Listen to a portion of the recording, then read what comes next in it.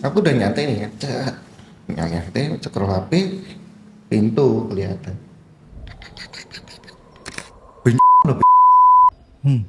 Ada tuh Pak, kayaknya lagi ngepel ruangan si bos nih gitu. Tempat itu sebenarnya sudah angker. Malah ada istrinya diciumin, istrinya dicium-cium gitu. Dia malah, loh istriku kan di Kediri. Lah ini siapa? Begitu dia bener-bener melek, nyadar, tahu nggak? Apa?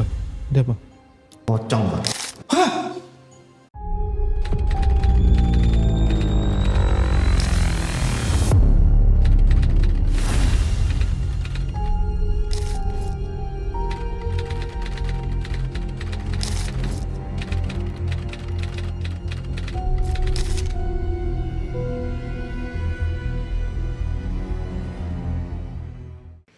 Assalamualaikum warahmatullahi wabarakatuh. Ketemu lagi dengan gue, Gana, di channel Dialog Mistis.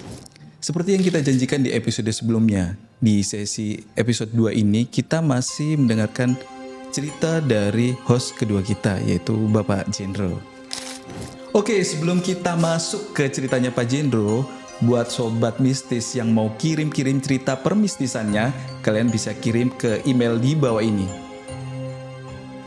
Oke, selamat malam Pak Jendro. Yuk malam Pak. Bagaimana kabarnya Pak? Alhamdulillah baik Pak. Alhamdulillah baik ya. Jadi kerjaan aman ya Pak Jendro ya? Ya melelahkan sih, cuman ya di bawah happy aja lah ya. Wah, mantap. Jadi di sesi ini Pak Jendro akan cerita nih ya pengalaman mistisnya ya. Jadi aku mau pengen ceritain pengalamanku dulu. Jadi ceritanya tuh gini. Aku tuh sebenarnya kuliah di Malang selama 7 tahun. Waktu yang cukup ya singkat lah ya untuk anak kuliah. Udah biasa lah ya. Jadi ya memang biasa lah, anak fisip tuh memang terkenal kuliahnya lama-lama, maksimalin waktu yang dikasih. Maksimalin. Gitu. Tapi orang tua aman ya Pak ya? Alhamdulillah aman Mas. Nggak ngelus dada. Aduh anakku rek. Cuman ya ancaman DO sih. Waduh. Oke, jadi gini Mas, oke aku ulang nih, aku dulu kuliah di FISIP Brawijaya Malang, jadi aku kuliahnya di sana kan 7 tahun. Nah, selama 7 tahun itu memang aku ngambil mata kuliahnya itu skripsi itu sebenarnya udah di semester 7, sebenarnya on schedule ya, cuman di semester 7 itu memang penyakit rata-rata anak FISIP adalah di semester 7 ke atas itu adalah nyari kerja sampingan nih. Waduh ini nih yang bikin suka lupa ini ya sama kuliahnya iya, ya. udah nyium bau duit ya pasti gitulah ya. Iya betul. Nah terus waktu itu aku inilah cari sampingan, sampingan itu bantu-bantu ya, ada di beberapa studio foto, dan yang waktu itu ini ada juga IO Mas, IO. Nah IO? kebetulan kan aku bisa ini ya, graphic designer lah, dikit-dikit bisa. Nah waktu itu di IO itu aku bantu-bantu promosi lah, kurang lebih gitu. Nah kebetulan si kakak tingkat aku, si namanya Mas Niko itu kerja di IO itu yang ngajakin inilah, kita Jen bantuin aku di IO ini bikin media promosinya. Oh freelance. Ya betul, freelance di Malang, di sebuah mall lah, biasanya bikin event. Nah waktu itu Mas Niko kan udah ini ya Mas ya, udah lulus. Oh Mas Riko kondisinya udah lulus. Jadi dia apa namanya, memang gapnya berapa tahun di atasku, aku lupa 2 atau 3 tahun lah. Dia udah lulus, udah keterima kerja jadi sales properti di Surabaya. Nah cerita yang pengen aku bawakan malam ini di tempat aku kerja yang Surabaya itu. Oke, jadi malam ini ceritanya posisinya Mas ini freelance di Surabaya, di tempat kerja Surabaya ini kejadiannya. Betul. Ada apa itu Pak? Kalau boleh tahu? Jadi gini, Mas Niko kan apa namanya, udah keterima nih jadi sales properti di apartemen Surabaya. Iya betul. Di apartemen. Nah karena Mas Niko ini udah biasa kerja bareng aku. Iya. Jadi Mas Niko ngomong gini, beberapa kali memang masih freelance nih Mas. Freelance. Masih freelance, aku diminta ngedesainin inilah ya, buat flyer, spanduk, di banner gitu-gitulah. Oke, media promosinya si apartemen ini ya betul Ya, ya? nah, tapi memang ini kan masih apartemen baru ya Mas ya. Apartemen baru, jadi memang hitungannya tuh belum banyak lah media promosinya. Nah, sampai akhirnya si Mas Niko tadi tuh nawarin, Jen, kan kamu skripsi juga nggak dikerja ini, Iya. kan? Gimana kalau kamu ikut kerja sama aku? Hitungannya bukan freelance lagi, tapi sebagai apa ya sebutannya waktu itu ya kurang lebih kayak karyawan kontrak waktu Karyawan tidak kontrak. tertentu lah. Hmm. Jadi karena memang kan aku juga belum lulus ya Mas, belum Iya. pegang ijazah S1. Oke. Kemudian aku pikir ya oke lah. Ya aku lupa sebutin. Itu tadi tuh di tahun 2012 sampai 2013. Jadi aku mulai kerja bareng Mas Niko di apartemen Surabaya tadi itu Iya. di tahun segitu 1 tahun, karena memang masa kontraknya tuh per tahun kan diupdate. Nah akhirnya aku ikutlah ke sana. Jadi karyawan kontrak, karyawan yang itu ibaratnya udah ngantor lah ya. Jadi bukan freelance, udah ngantor. Jadi kuliah masih lanjut nggak nih kuliahnya? Atau sudah terbengkalai gitu aja? Lanjut sih, cuman kan ya skripsinya ya namanya skripsi ya udahlah ntar aja gitulah. oke. Yang biasa. Nah kemudian di sana itu memang belum ada ini ya Mas, belum ada bangunannya, kan masih baru nih, Masih pondasi atau masih tanah gitu? masih lahan kosong, Oh, lahan kosong. Berarti masih banyak rerumputan gitu ya? Ya rumputan, ya pohon-pohon tinggi ya, kayak lahan yang inilah. Jadi kan posisinya tuh gini, nanti kita munculin aja ya layoutnya ya. Oh ya, Kita boleh. muncul layoutnya. Jadi nanti kita ada layoutnya ya Mas ya? Layoutnya. Jadi kurang lebih tuh gini Mas, si apartemen yang mau dibangun ini kan lahannya sini nih, lahannya sebelah kiri. Iya. Nah sebelah kanannya itu resto lontong balap. Lontong balap. Lontong balap Surabaya. Wah, enak banget itu. Terus gimana Mas? Nah kebetulan posisinya gini, terus kantor kita itu di sebelah kiri sini, terus belakangnya ini apartemen yang akan dibangun. Jadi masih pohon-pohon rumput tinggi-tinggi, pohon-pohon yang ini bukan pohon ini ya, maksudnya bukan pohon yang sengaja ditanam, ibaratnya benar-benar ya ada macam-macam lah, pohon mangga, pohon rambutan yang ya seperti kebun kayak Jadi gitu. pohon itu sudah ada sebelum Mas Jindro masuk di situ ya. Betul. Jadi aku pun juga nggak nyangka Mas, kok belum ada apa-apanya gitu kan. Oh, tapi ya udahlah, namanya orang mahasiswa butuh duit kan ya. Mahasiswa butuh duit, udah sikat ya lah. Nah disitulah pengalaman-pengalaman yang ingin aku ceritain. Jadi kayak sebenarnya ini cerita juga bukan cuman ceritaku doang nih Mas Bro, cerita teman-temanku yang kerja di sana kan juga sebenarnya banyak lah, cuman nanti banyak cerita-cerita mistis di situ di lokasi. Banyak Mas, aku 1 tahunnya udah berapa banyak ya, nantilah aku ceritain satu-satu ya. Oke, jadi Pak Jendro ini dari Malang ke Surabaya ini pindah kos atau enggak nih? Enggak sih, soalnya kan ya kalau pindah kos duit lagi ya. Nah syukur alhamdulillah nih Mas, jadi kantor tuh ngasih ngasih mes lah. Oke. Ngasih mes. Mes karyawan nih. Khusus karyawan. Jadi aku tidur di mes itu pas hari kerja doang, weekday. Jadi kalau weekend aku tetap balik ke Malang sambil ngerjain skripsi lah, ketemu teman, pulang ke kampung. Oke. Jadi di sana itu aku tinggal bareng sama driver dan OB. Nah cerita pertama yang ingin aku ceritain itu adalah cerita dari Pak Gito. Pak Gito itu driver. Oh, Pak Gito ini selaku driver ya, driver kantor ya. Driver kantor. Pak Gito ini aslinya Kediri Mas, jadi makanya dia juga tidur di mes. Oh, Cah Kediri. Oke. Cempeh. Kan kita lagi pembangunan ya, masih bener-bener baru awal mau pembangunan, jadi gedung aja belum ada. Alhasil kita tuh sering kali lemburan. Jadi satu kantor tuh lemburan semua nih. Lemburan. Jadi kan, dan waktu itu memang masih pada bujang semua kan, masih bocah-bocah ya baru. Oke. Ada Termasuk Pak driver tadi? Pak driver enggak, kan keluarga di Kediri. Iya. Iya, kan keluarga di Kediri. Tapi nggak tahu lagi kalau ke Surabaya ngomongnya bujang. Bisa jadi. Pak, ingat keluarga Pak. Oke, jadi kan gini.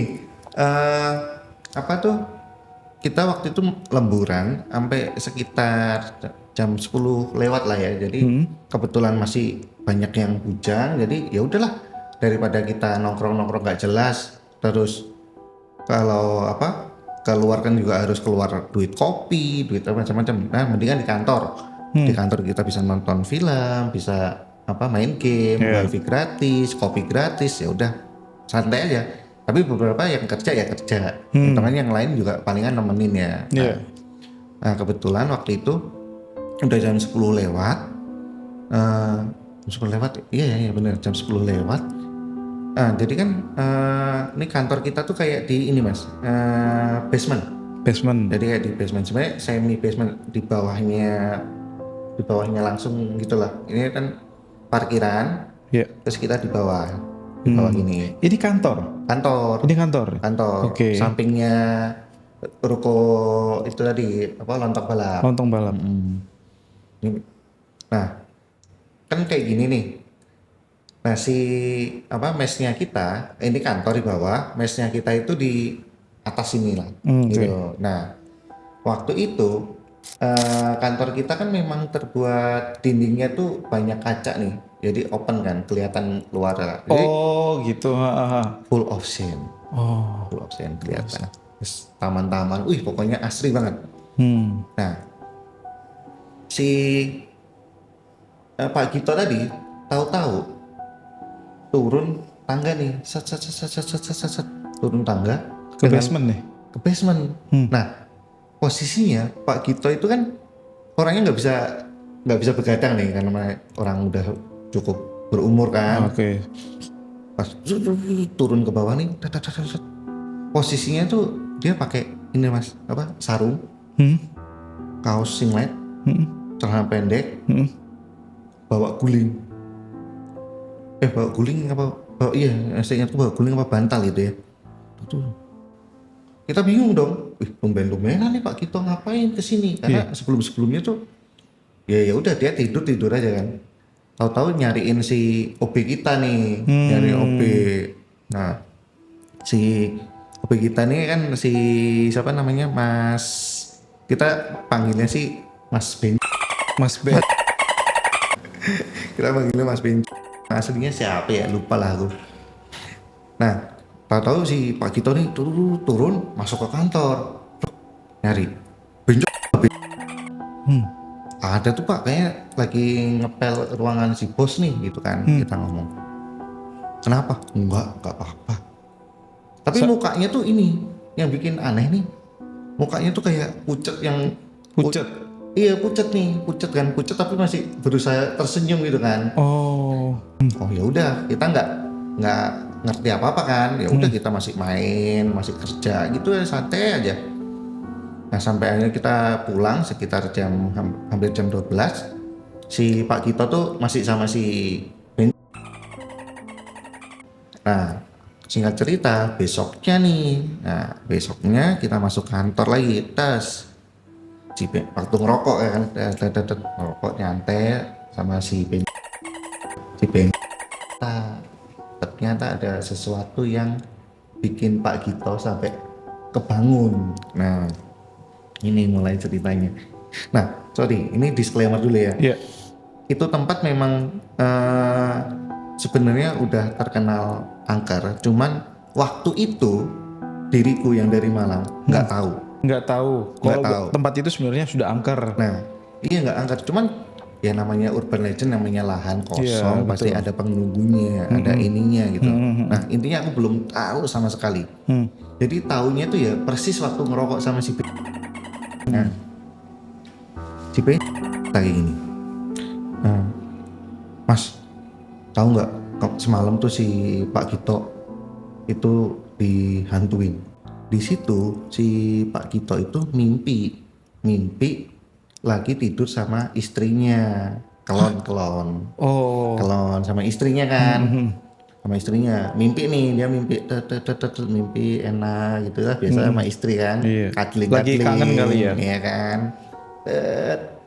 Terus dan dia tuh entah katanya sih setengah sadar jadi agak melek nih, melek melek, ada istrinya diciumin, dicium itu ceritanya. Tapi nah itu kan di mes Pak, Iya. lah masa istrinya di mes, kan keluarga di Kediri. Oh, iya juga. Nah si Pak Gito itu namanya orang juga kangen istri, dia cium-cium terus baru keinget, dia melek, loh istriku kan di Kediri, lah ini siapa? Begitu dia bener-bener melek nyadar, tahu nggak? Apa? Ada apa? Pocong Pak.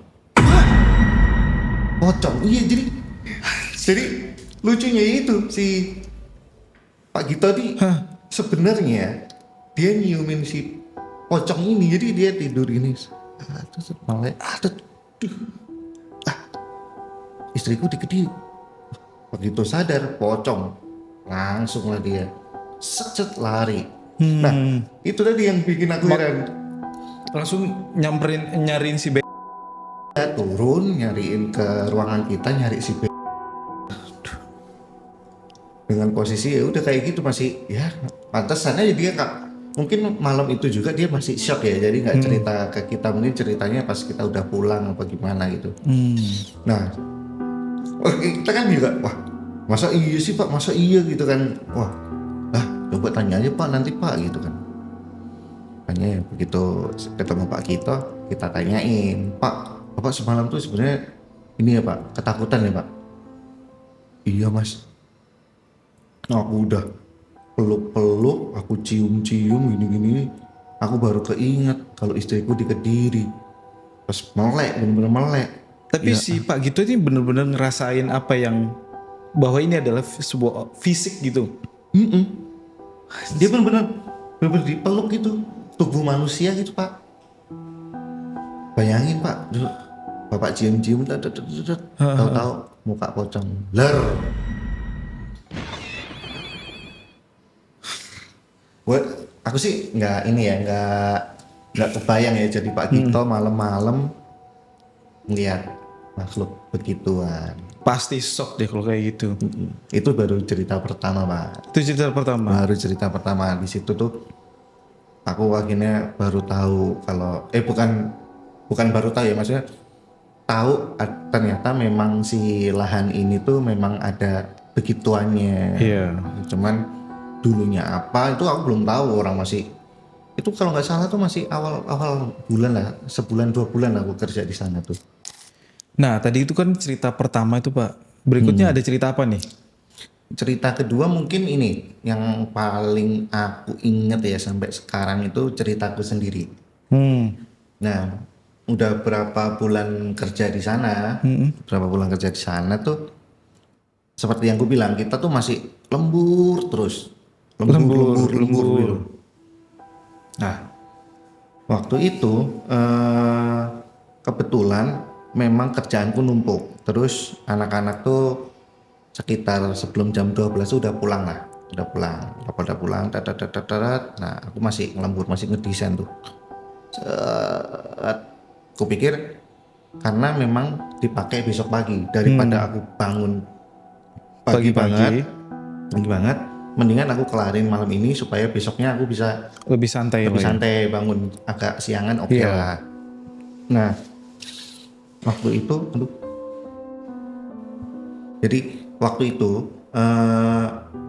sekitar pukul berapa ya, jam 1 lewat, aku tuh masih di sana, masih kerja sendiri. Jadi kan posisinya nanti kita tampilkan layoutnya lagi, aku udah siapin gambarnya. Posisinya tuh ini mejaku, Iya. ini meja teman-teman, sini juga meja teman-teman. Nah tangga Pak Gito tadi turun tuh sebelah sini Mas. Jadi makanya kita juga tahu lah kalau ada siapapun yang mau masuk ke kantor gitu. Nah ini mejaku. kan semua ini dari kaca nih kan, dari Iya. kaca. Nah, kita jam 1 lewat, aku masih ngedesain, sambil dengerin lagu biasa. Tapi kan si Mas Bencong tuh udah bersihin semua yang lain, cuman area meja tuh doang nih yang masih ibaratnya masih ada akunya lah. Nah, karena posisiku kayak gini, jadi sini full kaca, sebelah samping kaca. Jadi tempat apa tangga Pak Tangga Gito turun. tadi turun. Heeh. Nah itu tuh hanya diterangi oleh lampu taman yang remang-remang yang Oh, oke, buam-buam gitu jadinya kan. remang-remang ya. Kebayang nih situasinya tuh kebayang nih. Remang. Nah karena posisiku kayak gini, sedangkan pintu kacanya sebelah samping sini, jadi siapapun yang lewat, aku pasti ngelihat dari ekor mata sini kan. Nah pas ngedesain, tek, tek, tek, set, Apa itu? sekelibat bayangan putih pak. Nah waktu itu aku masih positive thinking kan, positive thinking aja nih. Biasanya sih kucing yang lewat. Kucing, memang banyak kucing kan. Akhirnya aku bener-bener pastiin ya, oh wah, terus aku keinget cerita yang dari si Mas B, security yang lain-lain kayak gitu kan. Ini memang ya ada penunggu, ada penunggu asli gitu kan. Terus sampai akhirnya waktu itu kan tengah malam setengah 2 aku ngomong kayak gini. Aku tuh dari dulu diajarin kalau memang kayak gitu udahlah anggap aja memang mereka benar-benar ada, sekalipun kita mungkin nggak lihat ya. Nah aku yang ini sambil mikir, oh iya sorry maaf, aku di sini nanti cuman sampai jam 2 kok. Ini bicara sendiri ya, maksudnya dalam hati atau Ngomong, jadi sambil megang mouse, sambil megang keyboard nih ngadep monitor ngedesain. Sorry, aku nanti cuman sampai jam 2 kok, jam 2 nanti aku pulang. Aku ngomong, bener-bener aku omongin ya, padahal nggak ada siapapun nih mas di kantor yang sepi itu. Aku pokoknya ngomong kayak gitu, terus ya udah nggak ada gangguan lagi tuh. Nah cuman nih jam 2 aku kirim email kan, kirim email supaya besok paginya aku nggak diuber-uber materi yang aku bikin. Nah terus namanya juga ini ya ngerasa aman, dia masih nyantai lah, masih main HP padahal udah jam 2 lewat nih. Sampai akhirnya kau tahu nggak, itu kan semua kaca nih, pintu juga terbuat dari kaca. Nah pintunya kan pintu ini ya, apa kayak pintu koboi gitulah. Ya pintu kaca, pintu koboi yang kayak di apa minimarket. Tiba-tiba itu pintu nggak ada angin kan, nggak ada apa-apa nih, nggak ada angin, nggak ada orang, nggak kan ini ya pintu luar taman, terus ini tembok tinggi kan, karena kan kita di basement kan ceritanya nih, kan di basement, jadi angin tuh nggak ada. Tiba-tiba itu pintu goyang, dan goyangnya itu bukan yang itu enggak, bener-bener kayak gini, kayak ada yang buka. iya kayak ada yang mainin. Nah kan posisinya gini nih, aku udah nyantai nih ya, nyantai cekrol HP, pintu kelihatan kan, pintu kaca pasti bunyi kan. Pintu kaca kan pasti bunyi. Aku langsung keinget, iya jam 2 kan, iya maaf, langsung tuh pak aku beresin, cat. Komputer nggak aku matiin, ambil HP, ambil tas, ambil jaket, balik saya ke mes. Nah yang bikin worry, mau nggak mau kan ini udah ditutup nih ruangan manajer dan lain, satu-satunya pintu ya harus lewat Adalah pintu itu yang tadi. Pintu itu harus ngelewatin tangga yang Pak Gino tadi, yang notabene cuman ada lampu penerangan taman. Iya, remang-remang lah ya. Kan gimana ya, maksudnya anjrit lah, cuman satu pintu itu, mana pintu itu yang lagi di gue sampai aku ya ampun. Jadi tadi ceritanya dari Pak Jendro tuh mulai dari yang pertama itu Pak Gito yang apa namanya diganggu, yang seolah-olah Istrinya iya dia bertemu dengan istrinya saat tidur, mungkin memang pagi itu lagi kangen-kangennya sama keluarganya, terus lari nyariin si Mas B. Yang kedua dirimu lembur di kantor, terus overtime lagi diingetin sama sosok bayangan putih ya. Tapi nggak ada wujudnya ya. Nggak ada wujudnya. Bukan kuntilanak, bukan pocong. Nggak ada gitu lah. wujudnya, terus pintu di dadadadadad gitu ya. Aku nggak habis pikir sih mas. Harusnya bosmu ngasih apresiasi lah, nambah ekstra. Terus ada cerita lagi nggak? Oh ini ceritanya dari ini si marketing manager si Pak Danu. Nah Pak Danu itu kurang lebih adalah orang yang realistis kayak temenmu si Nicole. Oh kayak si Nicole, Kayak si apa namanya? Nicole. Modern banget lah ya. Ya oke. Jadi Scientific, betul. bener. Jadi si lucu nih Pak Danu nih. Pak Danu itu kan orangnya kan memang perawakannya tuh orang yang selalu tersenyum gitu kan. Jadi asik lah pokoknya ketemu sama orang itu asik. Nah, Jadi Pak Danu ini orang baru. Orang baru di project.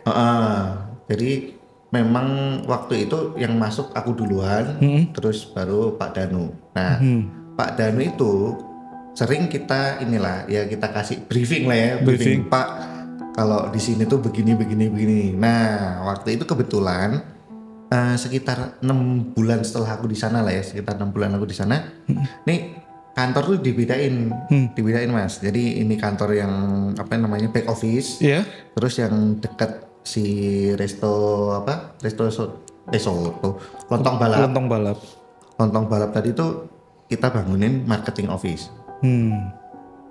Jadi marketing office-nya tuh khusus untuk marketing manager, untuk sales, resepsionis, urusan permarketingan itu, ngelihat market, ngelihat show unit di situ semua. Nah, Pak Danu itu ruangannya di lantai 2. Di lantai 2 di pojok sama barengan sales admin. Jadi lantai 1 itu show unit, terus lobby resepsionis, terus meja dealing, toilet, pantry. Nah di lantai 2 juga ada ruang meeting, ruangnya marketing manager gabung sama sales admin, musola, toilet, dan pantry. Nanti layout juga pasti kita siapin ya. Kita tampilin ya. Nah si Pak Danu itu sama lah kayak kita, suka lembur. Nah perbedaannya adalah kita tuh kasih tahu Pak, kalau di kantor marketing atau marketing office ini sering terjadi gangguan. Itu orang baru kamu langsung ceritain gitu mas? Iyalah masku supaya dia tuh nggak kaget juga ya mas. Ini alasanmu kan supaya nggak ini kan nggak lembur kan sebenarnya? Ya salah satunya ya mungkin ya. jadi gini, si Pak Danu ini kan kita ingetin, dia selalu bukan nganggep remeh lah ya, remeh. Saya mah nggak takut begituan Pak gitu. Bapak belum tahu aja, kita ngomong gitu kan. Bapak belum tahu aja Pak gangguan di sini. Security udah kuli-kuli, terus orang resto kan juga kalau malam juga nongkrong sama security kita. Itu juga tahu. Gak apa-apa Pak, gak nyaman. Dah suatu ketika dia beneran lembur nih. Beneran lembur. Nah teman aku si sales admin ini namanya Yuda. Nah si Yuda ini pulang duluan. Jadi Pak jangan malam-malam, dia ngingetin. Ingat Pak jangan malam-malam, ntar diganggu lagi gitu kan. Mas Yuda nih apaan sih? Enggak lah, ini soalnya ditungguin si bos nih besok nih buat meeting gitu kan. Lembur ya. Nah, ini kan lantai 2-nya ruangan dia tuh pojok nih. Sebelahnya kan ruang meeting. Terus ini ruang sales buat ngumpul lah, buat koordinasi. Nah, dia sendiri di sini berbatasan langsung dengan si lontong balap.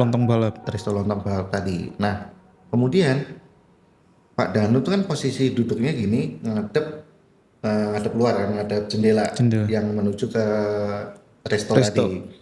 restonya kan juga rimbun nih, pohon-pohonnya rimbun banget. Dan namanya restonya itu nggak sampai malam, karena kan dia sebelum maghrib itu udah tutup lah ya sebelum. Jadi lampunya pun ya ala kadarnya, lampu lebih gelap daripada lampu taman kita. Iya. Bikin cet, tahu-tahu remote jatuh. Jatuhnya bukan jatuh yang letak gitu, kayak apa namanya, dilempar, dilempar, itulah. Diambil nih remote, taruh meja. Iseng si. Belum tahu dia masih nyantai nih. Remote jatuh kan, diambil, ditaruh satu. Kerja lagi nih. Itu posisi belum terlalu malam, Pak. Posisi itu masih palingan sekitar setengah 8, jam 8 ya. Iya. Belum sampai kayak aku tadi setengah 2 sampai jam 2 kan. Nah, lanjut, nggak lama jatuh lagi remote. Bukan jatuh deh, dilempar prak gitu ke meja. Diambil lagi. Ini apaan sih? Begonya nih si Pak Danu nggak ngambil, set, ditaruh, plek. Loh, kok remote-nya ada 2? Remote-nya itu 2, Pak. Jadi remote yang diambil bukan remote yang tadi jatuh. Bukan tadi yang dilempar. Jadi pas ditaruh, plek. Loh, kok ada remote yang sama? Gitu kan. Kan semua AC sama nih. Jadi remote-nya sama kan. Lah, dia masih mikir, masih cuek nih kan, yang penting lebih menangkan si bos kali, mikirnya gitu kan. Masih bikin set sampai akhirnya ini nih yang gokil. Lain remote untuk ketiga kalinya dia dilempar, prak. Dia baru kayak, wah apa nih, pas diambil, taruh, beneran remote ada 3 di samping mejanya, di samping tangannya. Anjrit, 3 remote di 3 situ. remote. Berarti bukan jatuh dong. Logikanya deh. Iya. Dan itu semua udah sepi, nggak ada sales, nggak ada SAD, nggak ada OB. Cuman security di bawah. Di dekat parkiran, dekat gate. Gokil. 3 remote di sini. Itu masih belum sadar. Ya udah, setelah 3 remote itu ditaruh, udahlah, tutup laptop, kerjain di rumah dia. Nah, yang lucu serem ya. Jadi si Pak Danu itu kan awalnya ini ya, nggak percaya kan, dia orang yang saintifik gitu kan. Nah, begonya ruangan dia yang pojok sini, pantry, musola, itu kan juga lampunya udah dimatiin, ruang meeting udah dimatiin, ruang sales dimatiin. Dia berjalan tuh cuman dari LED strip ambience. Oh, yang remang-remang tadi. Remang-remang. Jadi LED strip yang apa ya? Ya lampu ambience lah ya kita sebutnya. Yaudah, dia bermodalkan itu, lari. Gak berani lihat ke belakang. Buru-buru, Pak. Jadi dia keluar ruangan, lihat lorong ke arah pantry dan toiletnya, nggak berani, dia langsung belok sini, nggak ngelihat ruang meeting, nggak lihat sini, pokoknya lihat bawah, turun tangga, keluar. Udah tuh.